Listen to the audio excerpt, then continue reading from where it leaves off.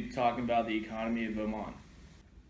Oman is a middle income economy and it is heavily reliant on its oil reserves, although they are dwindling. Petrol accounts for 64% of its exports. Currently, unemployment is at 15%, and we are seeing a growth in the Omani workforce as well. So the government is trying to provide more jobs for them. GDP per capita is $43,700, and that has been increasing over the years as well. And the currency of Oman is the Riyal Omani, as you can see the picture right there. And since the oil resources are dropping, Omani is opening up to more tourists in order to generate additional revenue. My name is Nick, and I'm going to talk to you guys today about the history and institutions of Oman. Muscat became the capital of Oman in 1793, and since 6th century BC, Oman has been well placed for trade. As you can see, their location at the southern tip of the Arabian Peninsula. They export a lot to India as well as Africa. And in the mid-17th century, Oman began to fight back against the Portuguese, who began to invade their trade area. And then the Sultan Qaboos took over power in 1970, and they still rule today. Also, Oman is an absolute monarchy. They practice Sharia law. That's their law of legislation. There's a royal army of Oman, and also, most importantly, going back to the oil, they're the 25th largest producer in the world. Next, we will demonstrate a common business greeting in Oman, which translates to peace be upon you, and one will reply, upon you be peace. Assalamu alaikum. Wa alaikum assalam. My name is Abdul Malik Al Harthi. I'm 24. My major is finance and marketing.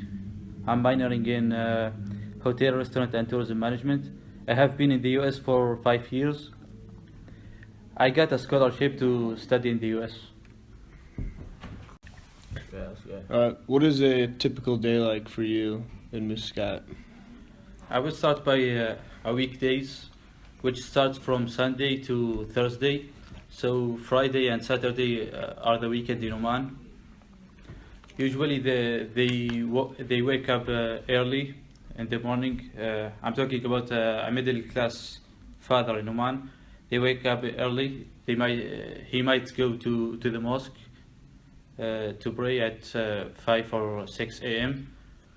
Then he goes to work, which starts at 7 a.m. if he works for the public sector. But if he works for the private sector, he would probably start his work at 9 a.m. So after his work done at 2 or 3 p.m., he goes back to home and eat lunch with the whole family. Then he will take a nap for an hour or half an hour. The main language is Arabic, which is the official language, but there are minorities in Oman, usually from India, Pakistan, and Bangladesh. So Hindi is also a major language there. Swahili also, and Virgin language. Okay.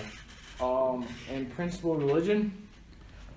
The religion is Islam, and I would say more than 90% of the population of Oman is Muslim. There are a few minorities like Hinduism, Christianity, and other minorities. And how does Islam shape what people will do or what companies can do within the country? Islam plays an important role in Oman. For example, an ordinary person would go at least once a day to the mosque. Also, in Islam, alcohol and pigs derivatives are forbidden. Also, you don't see a lot of a normal man with a girlfriend. They usually it's usually husband and wife. A product that we would bring from Oman to the United States is karak tea. Karak tea is a very popular drink in Oman. It is a mixed spice tea. and it's served in Omani tea houses and is very popular for natives to drink together while talking about family and business. Here you'll hear Abdul explain the product more in detail. I would recommend to bring to the US a coffee shop, which is in Oman might be considered as a social gathering place, also like malls. People drink a lot of tea back in Oman. I'm not sure if would it work for Americans as a target market. However, I'm pretty sure it would work for Arabs and a lot of Asians here in the US. In this coffee shop, you may serve karak tea, which is a mixture of milk and tea, and might be also mixed with other flavors, such as rose water, cardamom, and saffron. Omani bread also might be served. Omani bread is light and thin, and might be eaten with egg, cheese, and honey.